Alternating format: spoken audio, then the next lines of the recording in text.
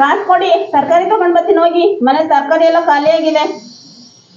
ಏನ್ ಕಾಸು ಕಾಸು ಅಂತ ನೆನ್ನೆ ಇಸ್ಕೊಂಡೆ ಮೊನ್ನೆ ಇಸ್ಕೊಂಡೆ, ನನ್ನ ಫ್ರೆಂಡ್ ಓದ್ತೀನಿ ಕಾಸು ನೋಡಿ. ನನ್ನ ಹತ್ರ ಜಗಳ ಮಾಡಕ್ಕೆ ಟೈಮ್ ಇಲ್ಲ, ಸುಮ್ನೆ ಕಾಸು ಕೊಡಿ. ಏನ್ ತಗೊಂಬತ್ತಿ ಏನ್ ಕೊಡು.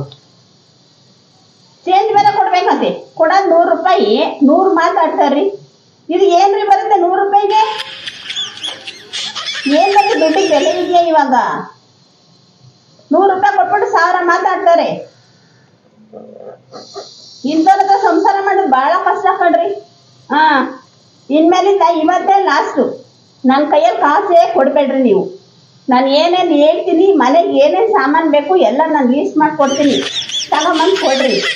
ಆವಾಗ ಗೊತ್ತಾಗುತ್ತೆ ದುಡ್ಡಿನ ಬೆಲೆ ಏನು ಅಂತ. ನೀವು ಕೊಡಲೇಬೇಡಿ ನನ್ನ ಹತ್ರ ಕಾಸು.